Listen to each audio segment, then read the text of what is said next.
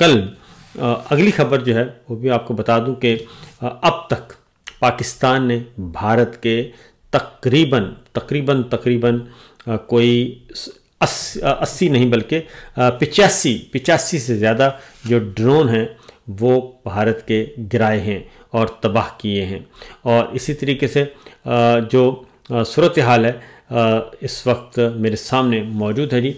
8 मई की शाम तक जो है वो 29 गिराए थे और कल तक 77 ड्रोन्स गिराए थे और अब उसमें इजाफा हो गया है। जो कल रात गिराए गए हैं उसमें अब शामिल करके मेरा ख्याल है कि बहुत जल्द सेंचुरी मुकम्मल होने वाली है ड्रोन्स की गिरने की।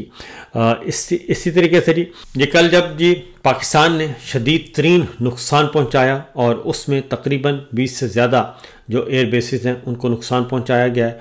उसमें ब्यास जो है ब्रह्मोस मिसाइल का डिपो तबाह कर दिया गया है। उधमपुर में US-400 फारिग कर दिया गया है। पठानकोट फारिग कर दिया गया है। जालंधर फारिग किया है। गुजरात और इसी तरीके से दिल्ली रीजन में पाकिस्तान ने कल फ़िज़ाई हमले किए।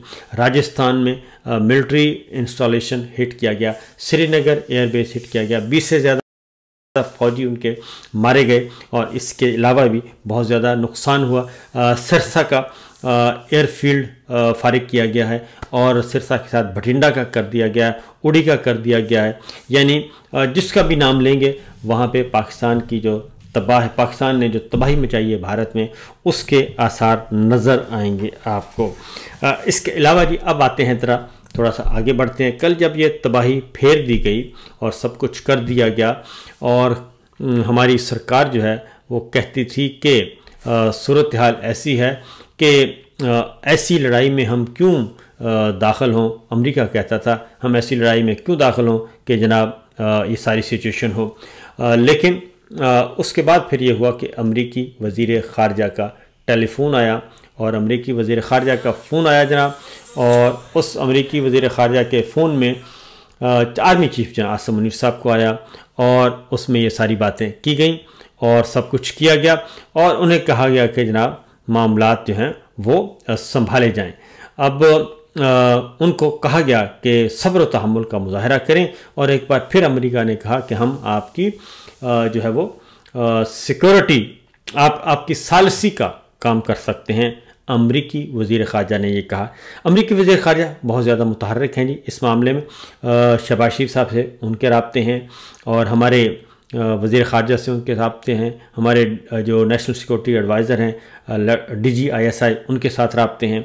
वो भारत के साथ भी राब्ते में हैं, कोशिश कर रहे हैं। लेकिन हम उनसे कहेंगे कि संजीदा कोशिश तब होगी जब बराबरी की बुनियाद पे बात की जाएगी। जो गलत है उससे गलत कहा जाएगा तो मेरा ख्याल है ज़्यादा बेहतर होगा। दूसरी जानिब जी चाइना ने एक बार फिर मैसेज कन्वे किया है कि हम पाकिस्तान की जोग्राफियाई सरहदों की हिफाजत भी करेंगे और पाकिस्तान की सालमियत की भी हिफाजत करेंगे। और अगर पाकिस्तान की सालमियत को, यकजहती को और उसकी सॉवरेंटी को नुकसान पहुंचाने की कोशिश की गई, जोग्राफियाई हदूद को डिस्टर्ब करने की कोशिश की गई, तो चाइना ने कहा है कि हम मुकम्मल तौर पर पाकिस्तान के साथ हैं। लेकिन साथ ही साथ उन्होंने ये भी कहा है कि मामला जो है वो सूरत हाल उन्होंने कहा है कि ज़रा एहतियात की जाए, सब्र व तहम्मुल से बैठ के बात की जाए और ख़ित्ते को जंग की तरफ ना धकेला जाए। दूसरी जानिब कल इमरान खान साहब की रिहाई के लिए जी बहुत ज़्यादा रैलियाँ निकाली गईं और इमरान खान साहब की रिहाई के लिए आवाज़ें बुलंद हो रही हैं और उनकी रिहाई का मुतालबा ज़ोर पकड़ता जा रहा है। ख़ास तौर पे ऐसे वक्त में कि जब कल इस्लामाबाद और रावलपिंडी में जो उड़ाए जा रहे थे, ड्रोन गिराए जा रहे थे, मिसाइल हमले हो रहे थे, तो ऐसे में अडयाला जेल क्या महफूज है और क्या इमरान खान साहब की ज़िंदगी को महफूज नहीं बनाया जाना चाहिए। तो मेरा ख्याल है कि कल लाहौर में भी रैलियाँ निकाली, आलिया हमज़ा लीड कर रही थी। कल पंजाब के मुख्तलिफ़ शहरों में भी रैलियाँ निकली और उसमें सिर्फ़ एक ही मुतालबा था कि इमरान खान की रिहाई, और इमरान खान ही जवाब दे सकते हैं भारतीय सरकार को और मोदी सरकार को, और वही इनके काम आएंगे।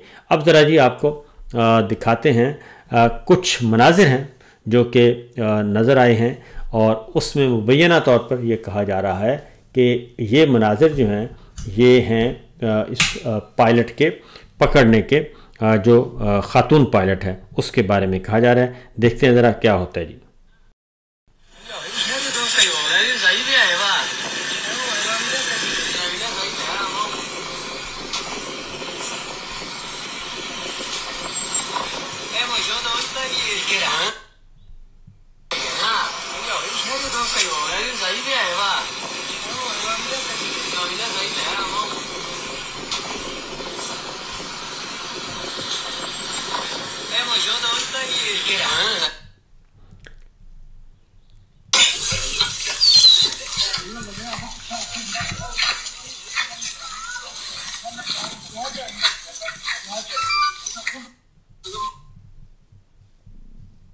Fight 2 hours.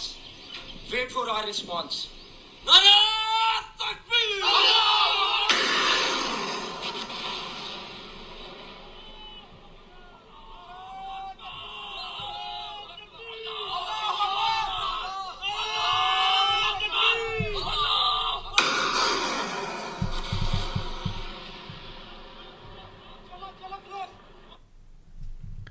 तो इस तरीके से जी कल हमने देखा कि ये सूरत हाल है। तो देखते हैं कि अब जी एक और जो इम्पॉर्टेंट डेवलपमेंट हुई है वो है बुला लिया गया है नेशनल कमांड अथॉरिटी का इजलास बुलाया गया है इस्लामाबाद में, और इजलास बल्कि हो चुका है और उसमें फैसला किया गया है कि पाकिस्तान अपनी सॉवरेंटी के लिए, अपनी सलामती के लिए, अपनी जुग्राफियाई हदूद के लिए और अपनी बका के लिए किसी भी हद तक जाने के लिए तैयार है। और जब नेशनल कमांड अथॉरिटी का इजलास बुलाया जाता है तो इसका मतलब है कि पाकिस्तान अपने आखिरी ऑप्शन पे भी गौर कर रहा है, और वो है जौहरी ऑप्शन। और जौहरी हमारे जो खिलौने हैं वो किस दिन और किस काम के लिए रखे गए हैं। यकीनन जब आपके वजूद को ख़तरा हो और जब आपसे 7 गुना बड़ा मुल्क, आपसे सात गुना बड़ा मुल्क जो है वो आप पर चढ़ दौड़े, तो फिर आपको क्या करना चाहिए। इमरान खान ने ये कहा था कि हम जवाब देने का सोचेंगे नहीं बल्कि हम जवाब देंगे और हर सूरत में देंगे। तो अब मामला जो है उसी तरफ जा रहा है, जबकि पाकिस्तान की तरफ से ये कन्वे कर दिया गया है कि जनाब अगर हम पे दोबारा हमला हुआ और इसका जवाब दिया गया तो फिर हम इससे भी बड़े बड़े जो भारत के हैं पॉइंट्स, स्ट्रेटेजिक एसेट्स, उनको निशाना बनाएंगे और फिर हमें ना कहना कि हमने बताया नहीं है। और इसी तरीके से दिल्ली में भी मुसल्ला अफवाज का इजलास बुला लिया गया है नरेंद्र मोदी ने, वो भी दिल्ली में हुआ है और वहाँ पे भी गौर व खौस फरमाया गया है। मेरा ख़्याल है कि मैं यही कहूँगा कि इस लड़ाई को ना बढ़ाया जाए और इस लड़ाई को ख़त्म किया जाए। और ये लड़ाई इस खत्ते के लिए भी अच्छी नहीं और दोनों मुल्कों के अवाम के लिए भी अच्छी नहीं है। इजाज़त दीजिए, अल्लाह हाफ़िज़।